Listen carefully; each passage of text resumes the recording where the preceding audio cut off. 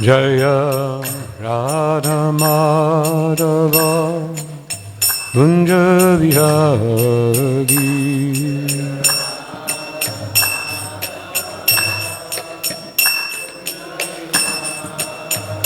Jaya Radha Madhava Kunja Vihari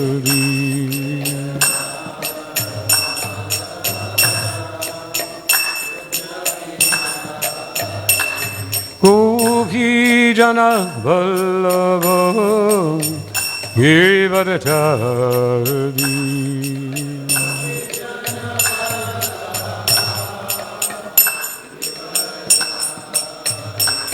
Gopi Jana Vallabha Givadatari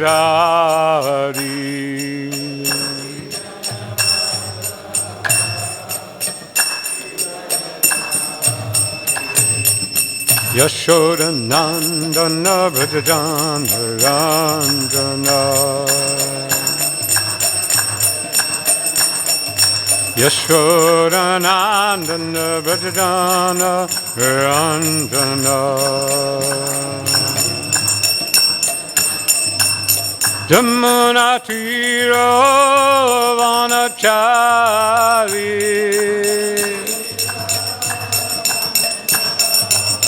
Yamuna Tira Vanachari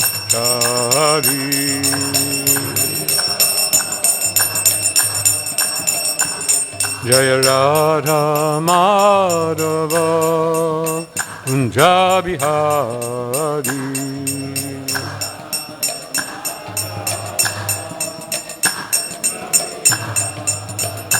Jaya Radha Madhava Kunja Vihari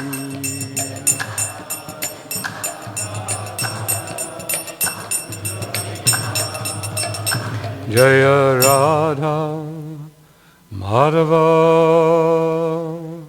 Kunja Vihari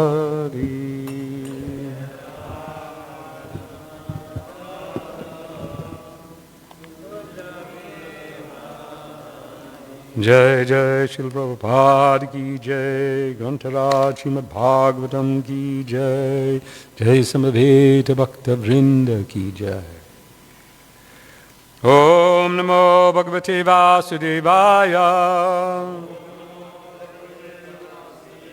Om Namo Bhagavate Vasudevaya Om Namo Bhagavate Vasudevaya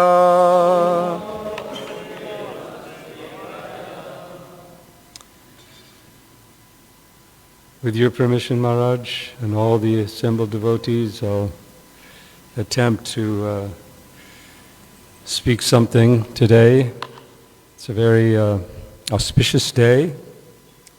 The appearance, correct, of Abhiram Gopal, Abhiram Das Thakur, Ram Das Abhiram. He had a few different names. And we have a verse from Srimad Bhagavatam also, which is going to be a bit challenging. We'll see. So we're in chapter 25, correct? And verse is 41.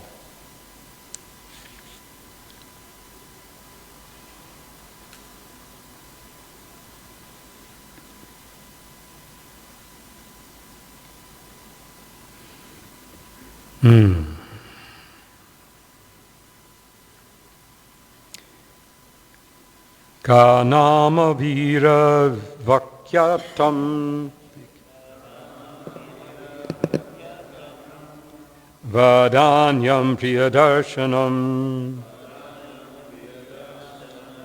Navrinita Priyam Praptam Madrishi Ivadrisham Patim Kanama Vira Vikyatam Vadanyam priyadarshanam Navrinita priyam praptam Madrishi tradisham patim Kanama atam Vadanyam priyadarshanam Navrinita priyam praptam Madrishi tradisham patim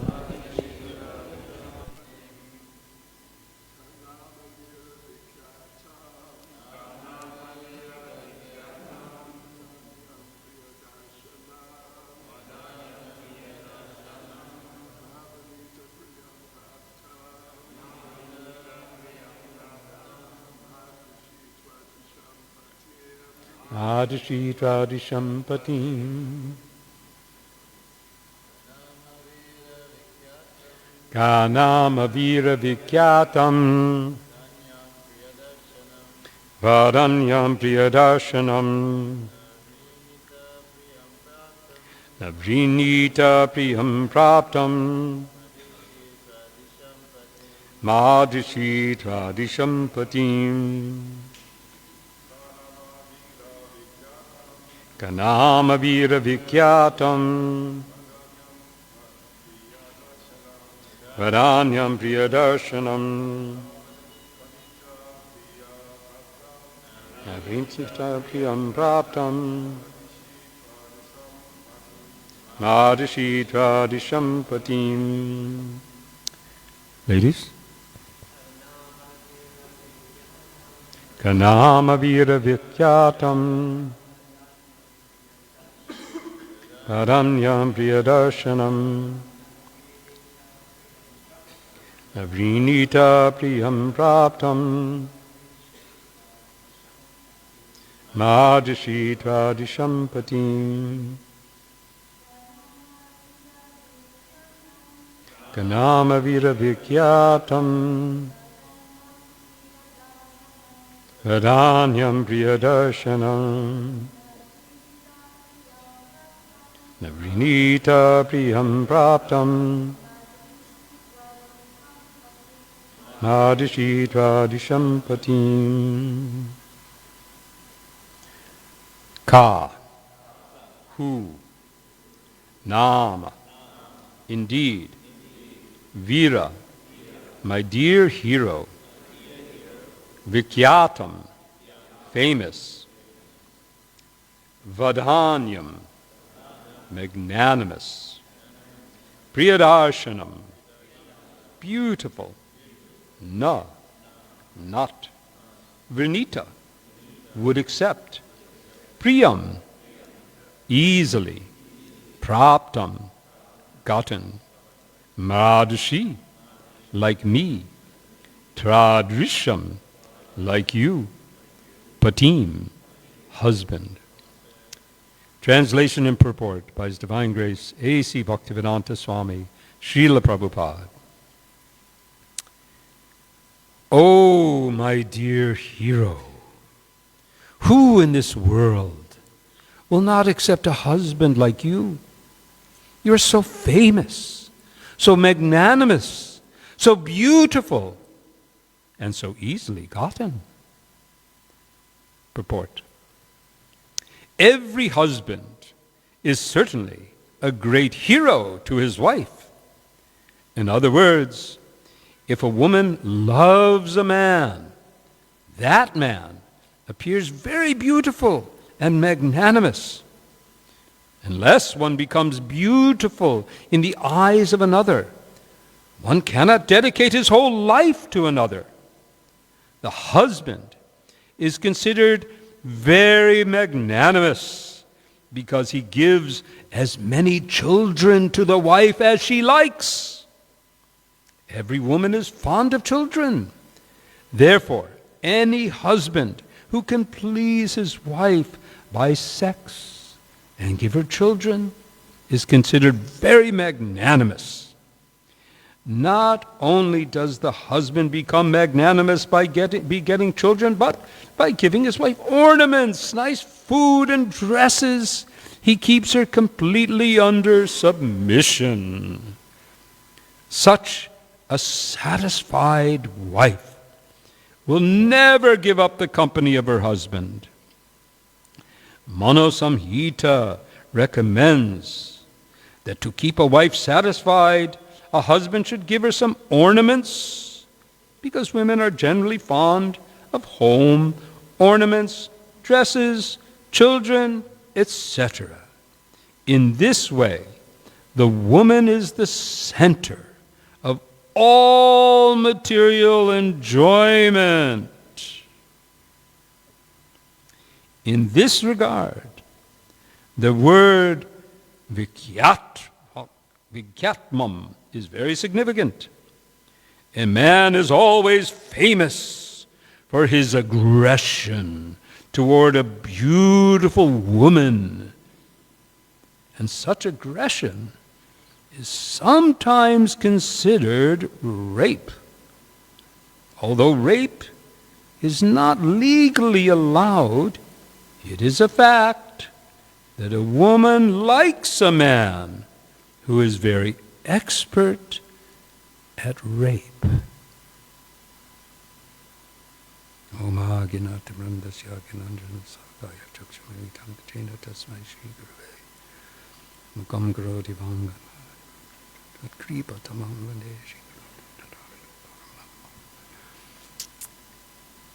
Hare Krishna. Just my good fortune that by divine arrangement, by circumstance, by some reason, I think it's because Maharaj has been saved from having to give class today, and instead a householder, perhaps with a little more experience, understanding of the topic here, could address it. I don't know. I think this is somehow in my life right now. In Nairobi, I was given the verse to give, and it was also about women and their intelligence and this and that.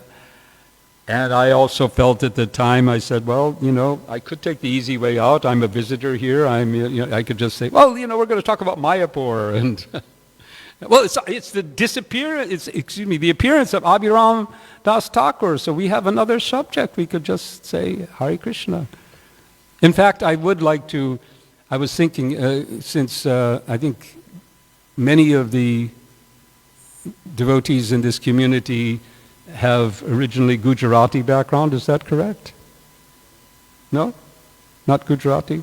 No Gujarati background here? What is the ancestry? South India? Mostly South India. Oh, okay. Well, in Gujarat they start with sweets, correct? And when you take a meal, there's a sweet in the beginning and a sweet at the end. So let's maybe have a little sweetness first and talk about Abhiram Das Thakur, and then we'll try to say something about this, which is important. So just briefly, Abhiram Das Thakur was a very, very, very intimate associate of Sri Chaitanya Mahaprabhu, because he is Sridham. Sridham, the elder brother of Sri Radha, who is one of the, we know as the Priyanarma Sakhas of Sri Krishna in Braja Leela. So many pastimes are there that we could go into in respect of Sridhama. But Sridhama, according to one account I was reading today, was playing with Krishna just prior to his being called by Akura, And they were playing a game of hide and seek, and Sridham went into a cave somewhere and was really, he's not going to find me. And he was certainly absorbed, fully absorbed, that he didn't know that Krishna had left for Mathura. And he simply stayed there, just in the absorption of play, until Sri Chaitanya Mahaprabhu felt his absence and sent Nityananda, who called him out of his cave. And Sridham tested, if you are really Nityananda, then let's have a race. And they raced around Govardhan, and only Balaram, because Nityananda said, I am Balaram, could actually keep up. According to this story, Sridham actually just walks into Chaitanya Leela without taking birth and becomes Abhiram. But Abhiram Das Thakur is known for many, many things that I'm not fully familiar. The two things that I am familiar with is that he carried a whip called Jai Mangala. And whoever he would whip 3 times would immediately become ecstatic and filled with Krishna prema. That's such a whip, huh? I'd like that whip. And he's also was known that how did it go? If he came in contact with Shalagram Shila that was not either not really Shalagram, or I think, it was not or not being properly attended and so on, that Shalagram would crack. And there was a famous incident where he visited one devotee and he was very concerned that, and I can't remember the full details, but this is Abhiram Das Thakur. So, such a sweet and wonderful devotee. He was one of the devotees who returned to Bengal with Nityananda and preached all over Bengal. And he had great power. There were a number of such devotees in Chaitanya Leela. One that comes to mind is Saranga Marari, who was dead. And Saranga, by his touch, brought him back to life as his first and only disciple. But Saranga Marari was so filled with the power of his new birth at the touch of Saranga Thakur that he was completely fearless in preaching, and he used to enter into villages riding on a tiger. And no one would refuse to surrender to Krishna. So that's some sweetness. But now we come to the topic of today, and particularly this last paragraph, which has been a source of great concern in our society. Some devotees, when I was preparing last night, I looked up the verse. I said, oh, this is what I have to talk about tomorrow. Okay. And I read a number of explanations. Jayadvaita Maharaj has written something very nicely about this. The Vaishnavi ministry has a whole article, I think written by Sudharma, about this particular purport. I found another one on another website. Quite a few devotees have tried, and I believe done a very good job in many ways to give us some understanding of what Srila Prabhupada is saying here. Because on the surface it just doesn't make, it's not only doesn't it make sense, it's practically offensive to say women like to be raped.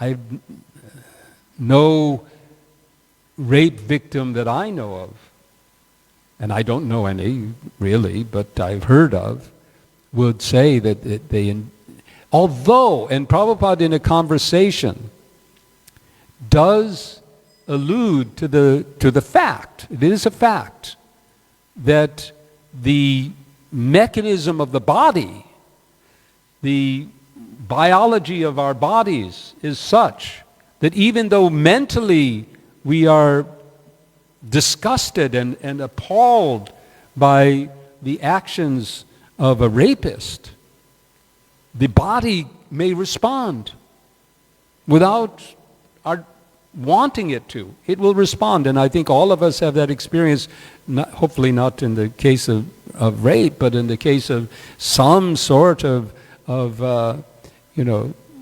physical allurement in which, despite our mental reservation, we don't want to be affected, but we are. Even Chaitanya Mahaprabhu said that only Ramananda Roy was so transcendental, you could say, that he could associate with the dancing girls and not be affected. So there is a physical element here that Prabhupada talks in a conversation about a case in Calcutta, a criminal case in which the lawyer was able to defend his client by interrogating the victim and saying, "Did you enjoy this?" And the victim had to say, "Yeah, there was some enjoyment." And on that basis, he was able to free his client.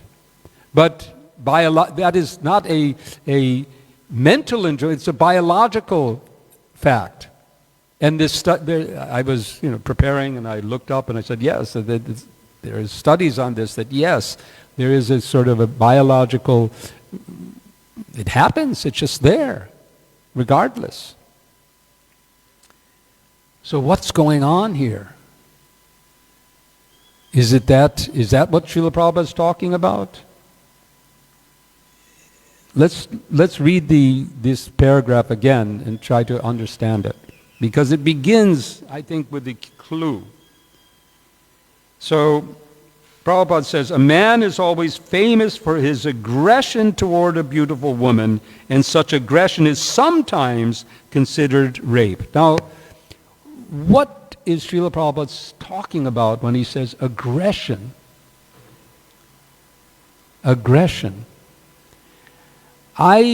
First of all, I'd like to suggest that Srila Prabhupada's use of the English language was, this is my personal perception, and I'm offering this only from my own perspective, and I'm not claiming that this is Siddhanta or whatever. But it's my perception that Srila Prabhupada was a poet, an artist with words. That when he used language for effect, to communicate, Jai, Jai, Radha. And just like in Sanskrit, a word can carry various meanings. So my perception is that Srila Prabhupada's use of words that, like here, aggression, mean something to him and mean maybe something different to someone else. When we hear the term aggression, we think of violence, and certainly unwanted violence. But it's my belief, and this Jayadvaita Maharaj, he also kind of focused on this, that in this context, the term aggression is more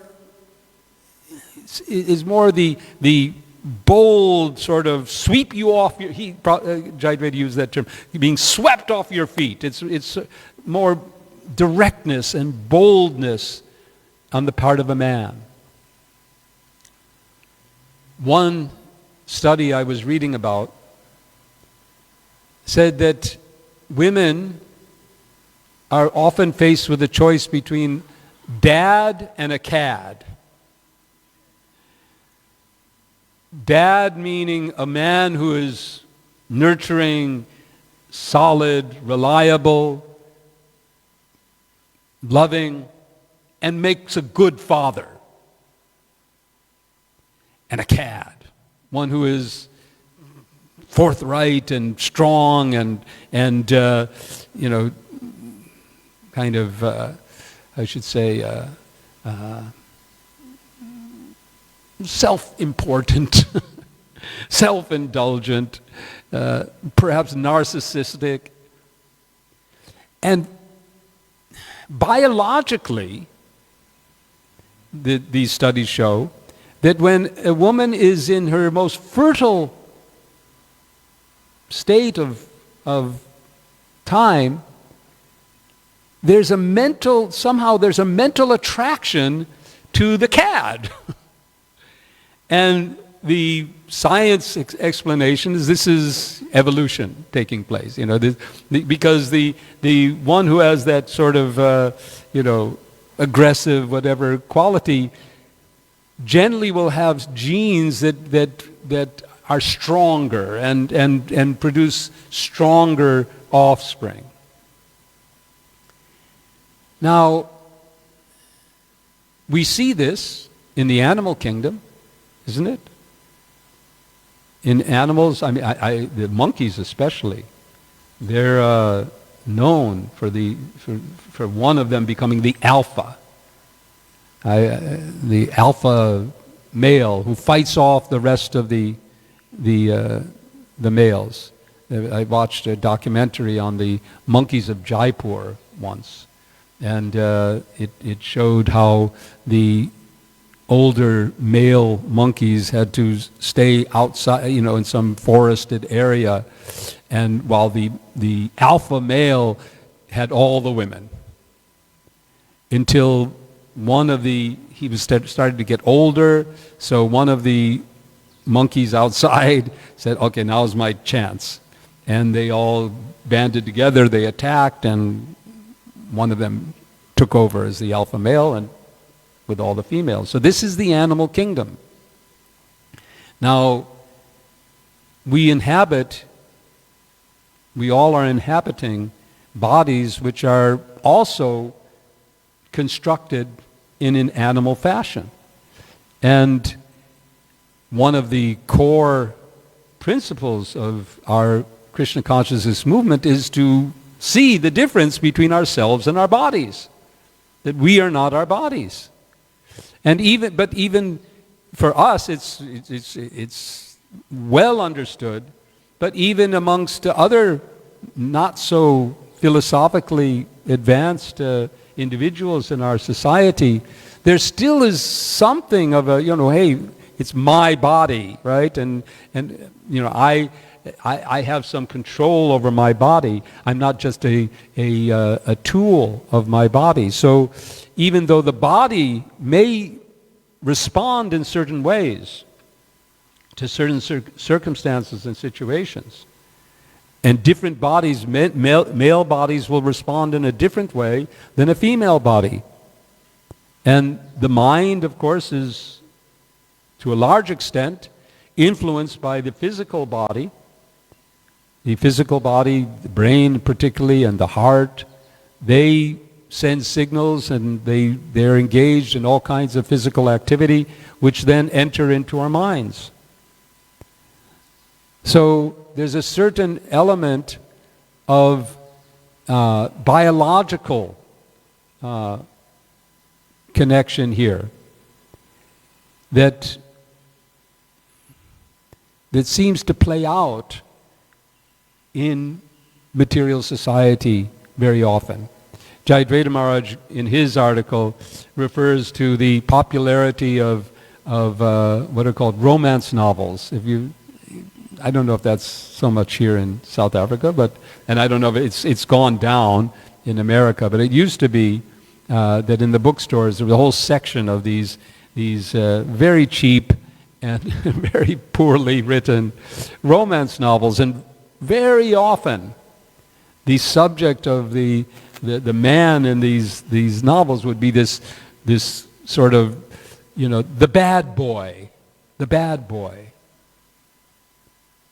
and who is, who women idolize. Now the movies are a good example of this. How many movies are out there in which the bad boy, the hero of the movie, is kind of attractive because of their aggressive quality, their ability to fight, their fighting nature, and they can beat others, and the hero.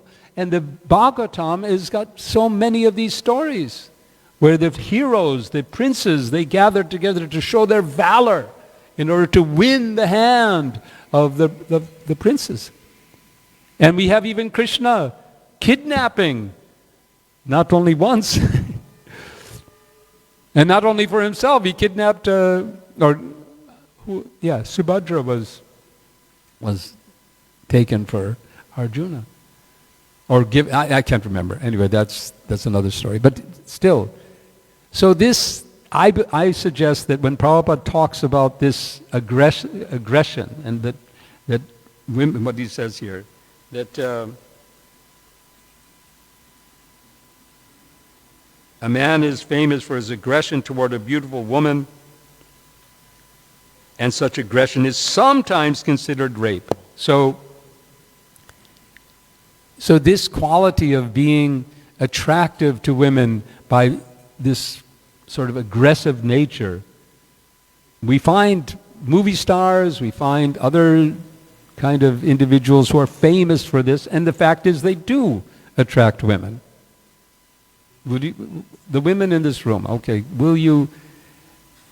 you're free to totally say, I'm an idiot, and I don't know anything that I'm talking about. Women don't like aggressive men, or don't like powerful men. They don't like powerful men. Well, what can I say? I think perhaps, because this comes back to stereotypes.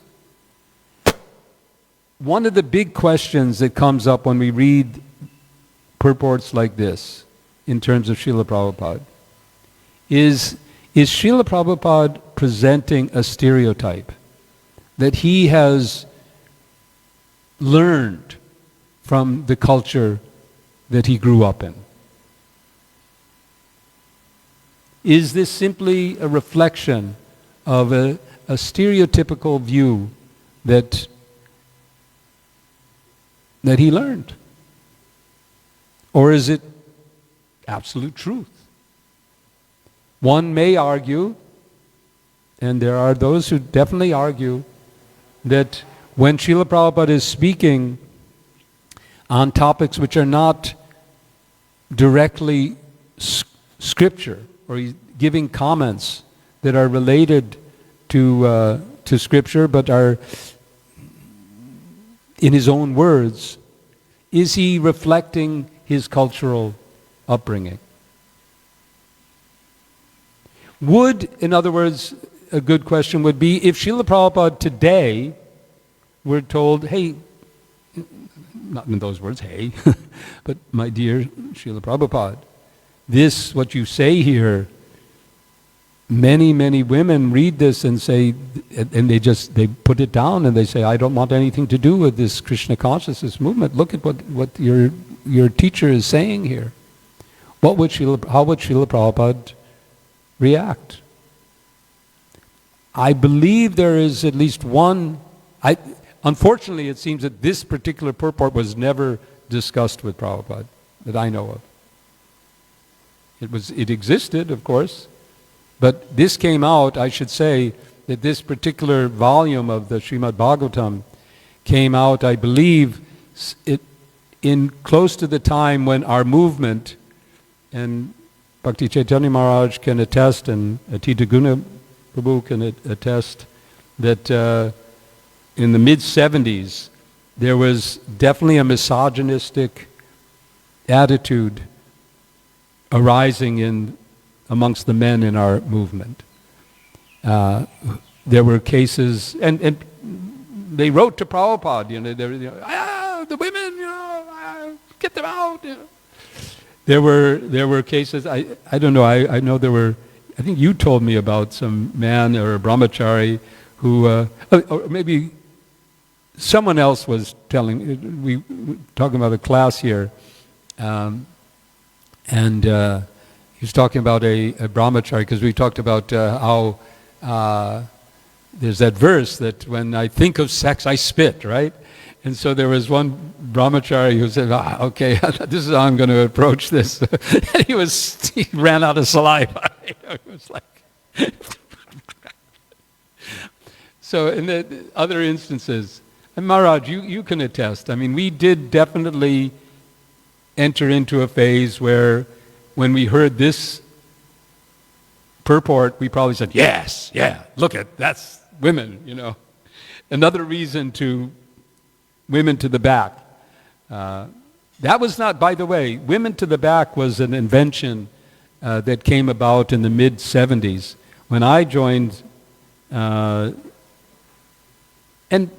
maybe before that. Anyway, I know when there was no idea. In New York, we never had, it was always one side and the other side.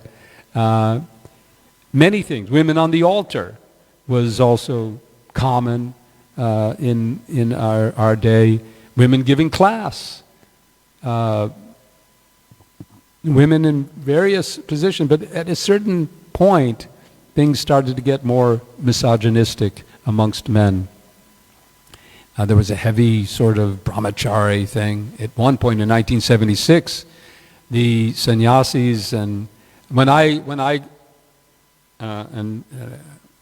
running out of time, but when I first came to Mayapur to stay, well, I didn't come to stay, but I ended up staying in 1976. I remember entering into a room. This was the year when there's all these resolutions that we're going to throw the grihastas out of the temples and etc. were passed and then revoked. And then Srila Prabhupada asked Tamal Krishna Maharaj to go to China. So that's a whole other story.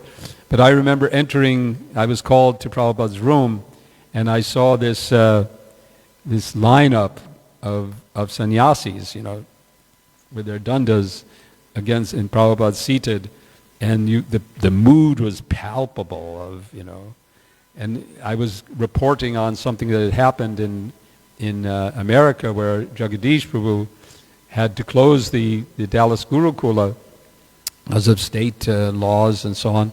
But he hadn't consulted Prabhupada before doing that. And I was reporting on it. And there was this, these sannyasis, yes, look at this grihasta again. So there was definitely a mood. And so perhaps when this volume came out, there wasn't much discussion on it. That's just my, because we never asked, that I know of, what do you mean here? Is this really what you're trying to say? Now we are. We must. And here are my thoughts. First of all, as I said, I believe that Srila Prabhupada is referring to a certain biological attraction and a certain, you could say, popular notion, because the word that Prabhupada is using is famous. And it's very likely that in popular stories, etc., even today, movies, etc., we do see a popular notion of a woman attracted to the bad boy. So that's the first thing. Then the second thing is, what does he mean by rape here? This has been discussed again and again. Is Srila Prabhupada when he uses the term rape in this context, does he mean violent, non-consensual, completely aggressive, horrific assault? And then if he's talking about that, how can he possibly say that a woman likes this? How can he possibly say that? So, what can we say? Some devotees suggest that Prabhupada's use of the term rape here is more is similar to this, is really, and I hope I'm not offending anybody by using the term rough sex. There is sadomasochistic sexual activity. Again, I hope this is not offensive to anyone, but there was, in my preparation here, I was looking for, some understanding, and I found some studies about this, and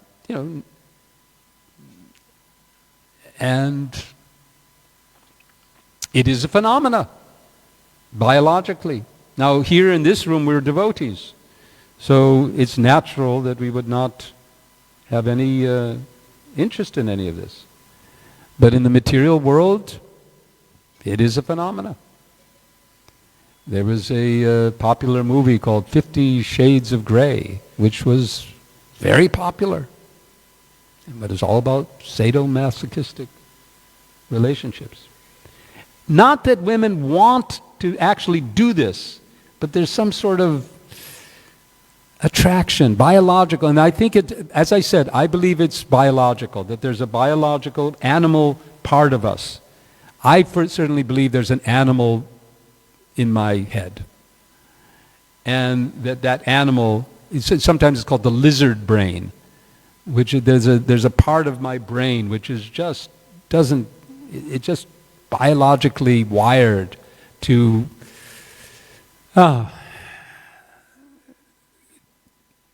engage with this world. That's one explanation, that he's talking about that. Another explanation, again, is that it's a stereotype that he learned, and he's just, would retract it if he had the opportunity. Another explanation is that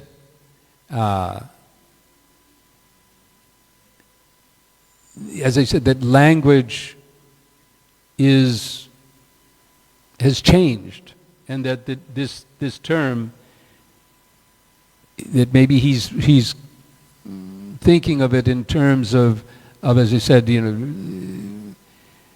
very like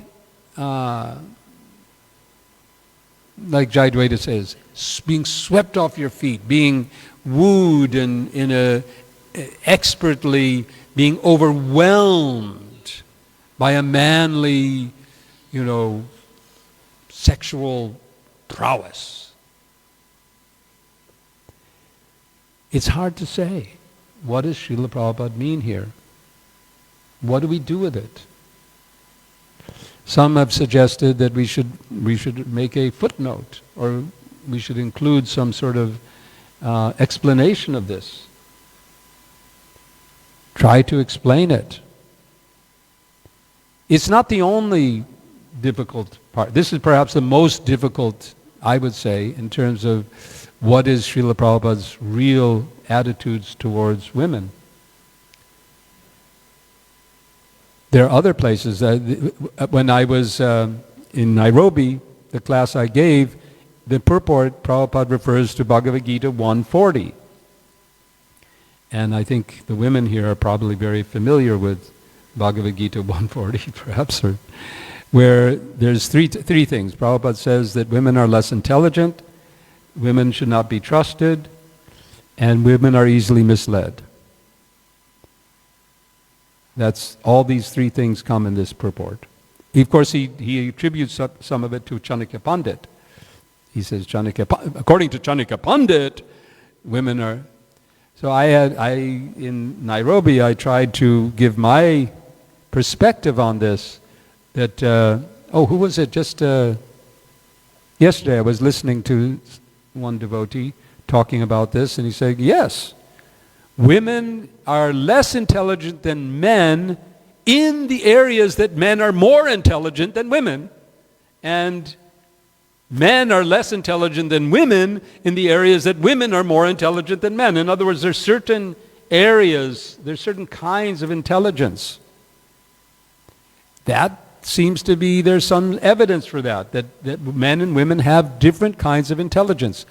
There's some evidence that women can think with two sides of their brain simultaneously, whereas men are generally only able to think with one side of their brain, which supports and increases their ability for analytical intelligence, but reduces their ability for emotional intelligence.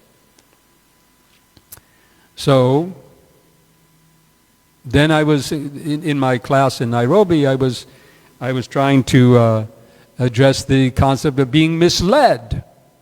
And I looked at, because often when I encounter it, I say, well, what does science say about it? What do the social sciences say? And I found that there have been studies, and yes, women tend to be misled more often than men. Why? Because men lie much more often. They lie to women in order to get what they want. And women, having more softer nature, are more prone to being misled by the lies of men. Men have become expert, and this is another, perhaps related to this, being expert. Men who are expert, and the expertise here would be, I suggest that the expertise that Srila Prabhupada is referring to is being able to overwhelm a woman, to be able to overwhelm for sexual enjoyment in such an expert way that the woman enjoys it.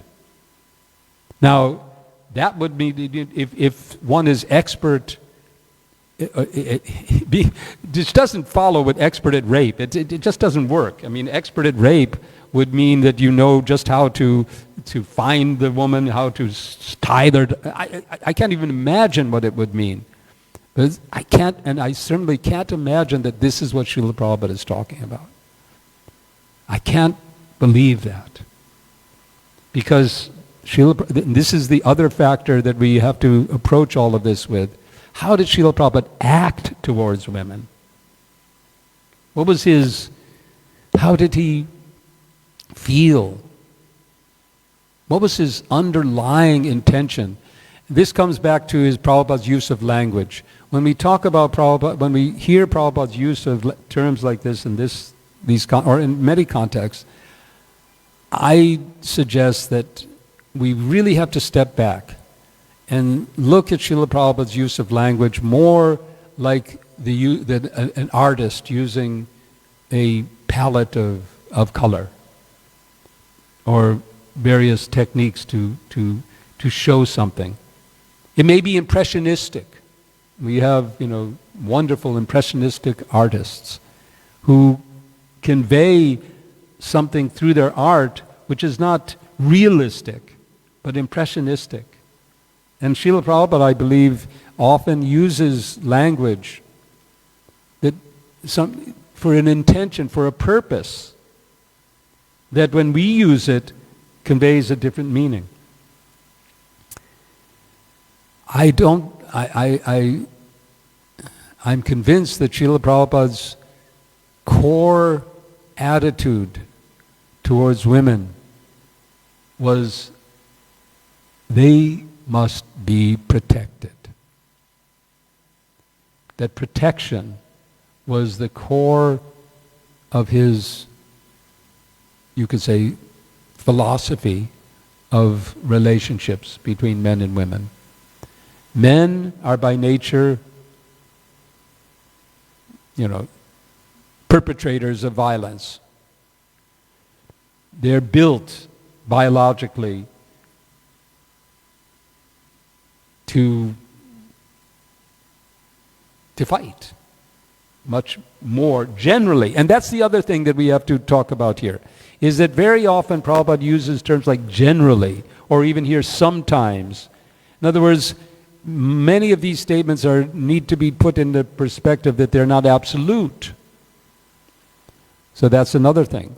But generally speaking, men are built stronger, and 100% speaking, men can't bear children.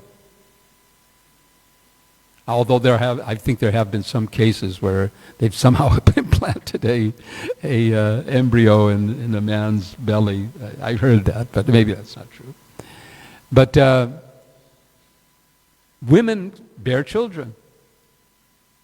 That's biological. And because they bear children, they require protection. That a relationship is fundamental in nature. And because they require protection, and that was another thing that Srila Prabhupada uses the term, well, he quotes Manu Samhita, that women should not be independent.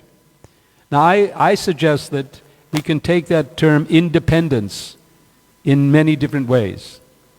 In one conversation, I think maybe a purport, Prabhupada talks about independence in this context by alluding or using the example of protectorates. I think there was the devotee here recently was speaking. He's from Reunion Island in the Indian Ocean, near Mauritius, I believe. Now, the Reunion Island is a protectorate of France. It's a territory of France. It has its independence in local affairs, etc. But when it comes to certain areas, in America we have Puerto Rico. Puerto Rico is a huge, big island, its own language, culture. I mean, it's Spanish-speaking, culturally very different, and own government. They have their own, everything is. But they are protected by the U.S. militarily. And in other ways. When there was a disaster, hurricane in Puerto Rico, then it was the U.S. government, the federal government, that sent funds. Unfortunately, I won't go into the details of that and why it was not done so properly. But anyway, still it was the government's responsibility to protect.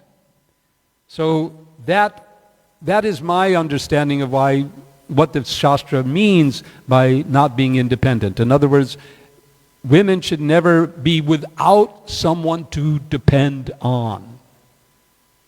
They should not be left to their own devices, without any protection, without anyone that they can depend on. Similarly, trustworthiness. So it's important in the case of that particular purport to know who's speaking. Chanika Pandit is speaking. Now, who was Chanika Pandit? Chanika Pandit was a minister to Maharaj Chandragupta, correct? I think I got my Indian history right.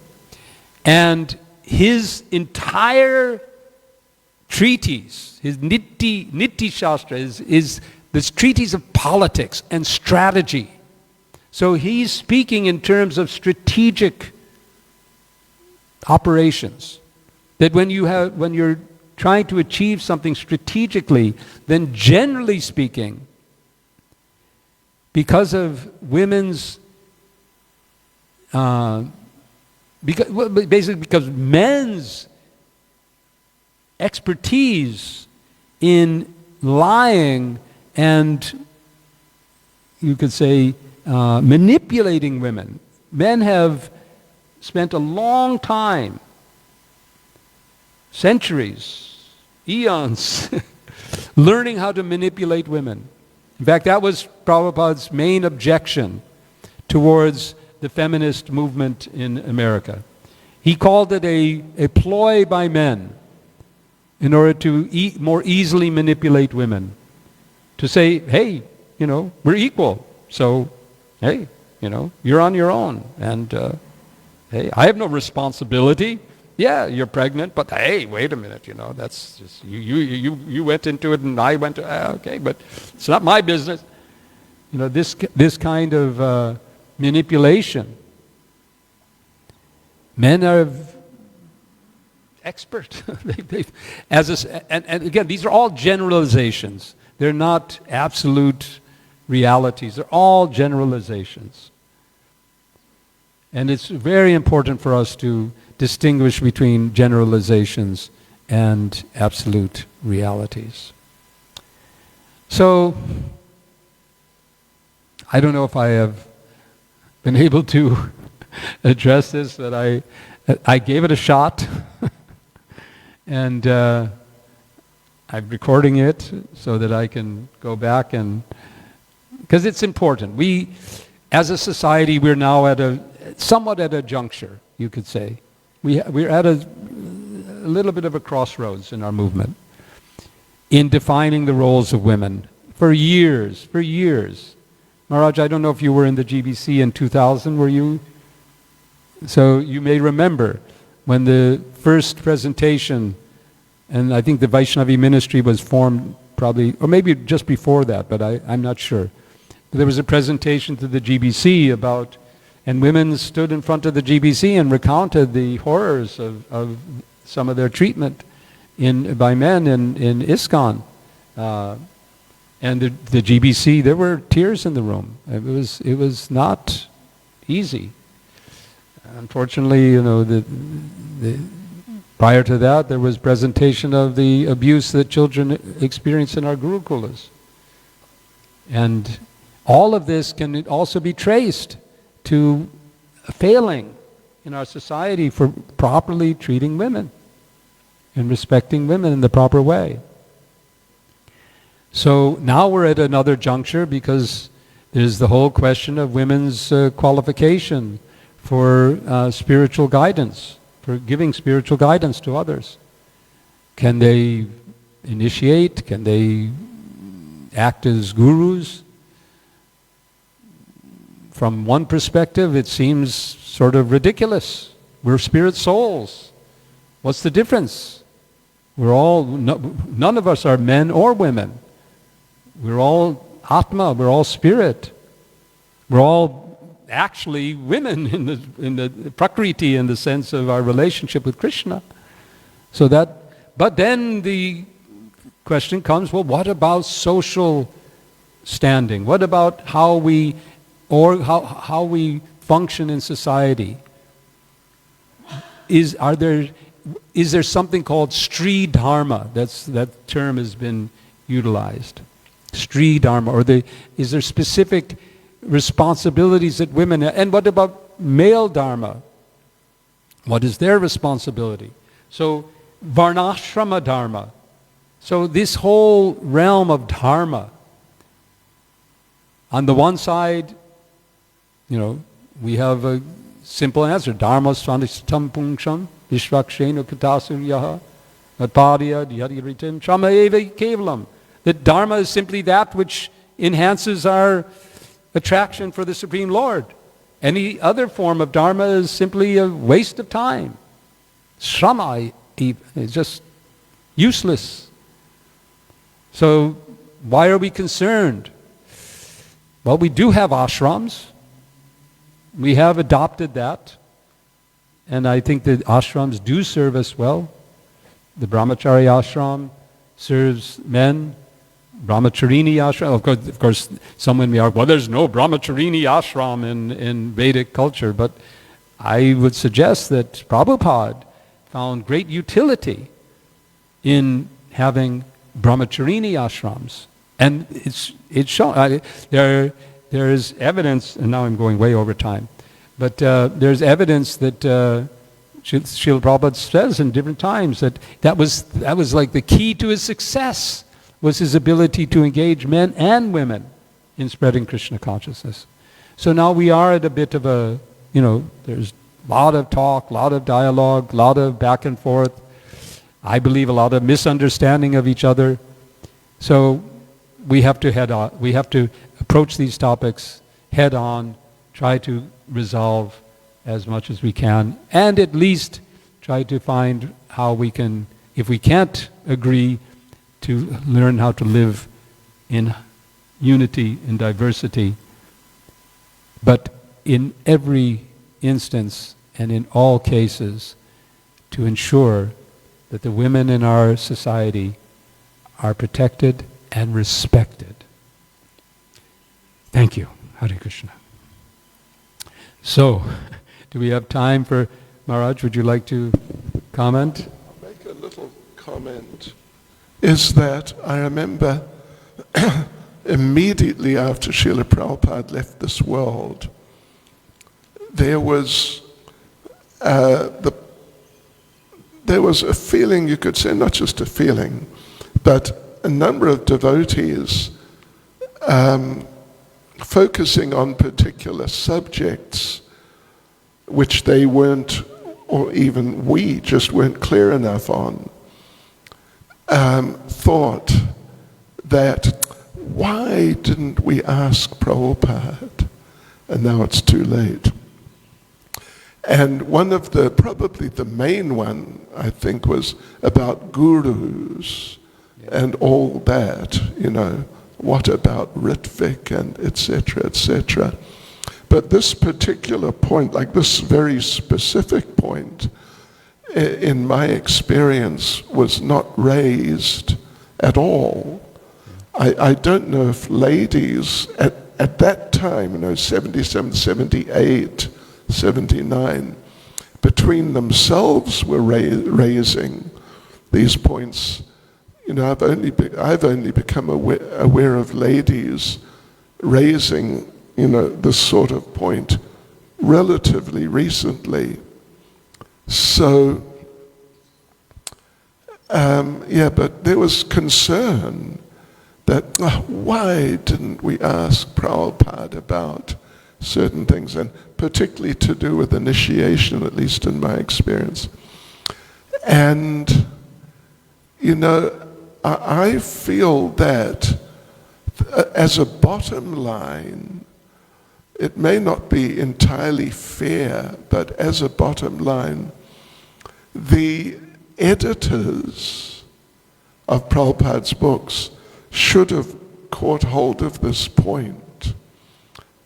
But they were not experienced enough in life, I would say, and in Krishna consciousness, but just, in the broadest sense about life and people, to understand, hey, this is going to be, this is going to be a very sensitive point, and discuss it with Prabhupada. Because I also did some research into Prabhupada's use of the term rape, or whenever he was in a discussion where that idea came up. And it seems very clear to me that Prabhupada definitely knew what rape means. Like the real thing. Violent. It's not that he was in some, even though he's not brought up in the culture that we're brought up, where we know we're vividly clear what certain things mean, he may not have been. So, I think that the editors, in sort of a mood of innocence, just didn't really think enough. I mean, it seems they must not have thought enough to speak to Prabhupada and say, look, could we or should we rephrase this and discuss it? Because, I mean, it's a fact in a sense, and Prabhupada, he's commenting in this last little paragraph on the word of vikyatam, which means famous. And he says it's very significant. A man is always famous, always, for his aggression toward a beautiful woman.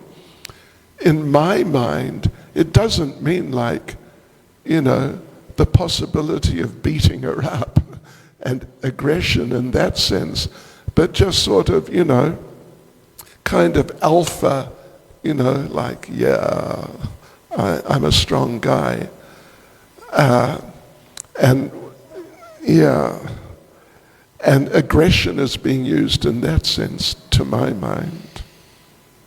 And such aggression, that type of aggression, is sometimes considered rape. They're actually forcing themselves on a lady who is saying no, maybe literally saying no, but in such ways that eventually she stops saying no. Yeah. So I take it like that. And that's a type of expertise. And, like James Bond, he, according to Ian Fleming, the author, he was expert at that. So anyway, it's just a shame. They were not tuned in enough to just people, and in fact particularly ladies, to know that, hey, look, we got to look out for this. We quickly learned that, hey, we got to look out for certain things to do with initiations and gurus. But this, it seems, it just went past. Yep. And now here we are. And here we are, yeah. And we can't brush it aside. It's no, there. Of course. And we have to. That's my concern, is that it's been 50 years now, almost 50 years. Yeah. And since Srila Prabhupada has left physically, and there are still questions like this. And it's about time. Maybe that can be our goal for Prabhupada's 50th anniversary Tirubhav, that we do our best to come up with something, some official, because there's never been any official ISKCON statements on Sri Dharma and topics like this. There's nothing on Varnashram in general. Now we have the Constitution. The Constitution does have an appendix where it talks about Varnashram, and it gives some very basic principles, but it doesn't elaborate at all on this type of topic. So, and I think just another little point. Maybe it's been done, but I think the recordings of Prabhupada, because he spoke these purports, what did he actually say? What did he actually? Yes, that I don't know. Yeah, that's whether those recordings or manuscripts. The recordings would not be there, but the manuscript might be there. Should be, yeah. The transcription of the recording. Right. Well, it's already 8:45, so perhaps we can end here, and tomorrow is another verse which is kind of related to this. So whoever speaks tomorrow has an opportunity to keep going with the topic. Yay! Hare Krishna. Thank you. Jai Srila Prabhupada.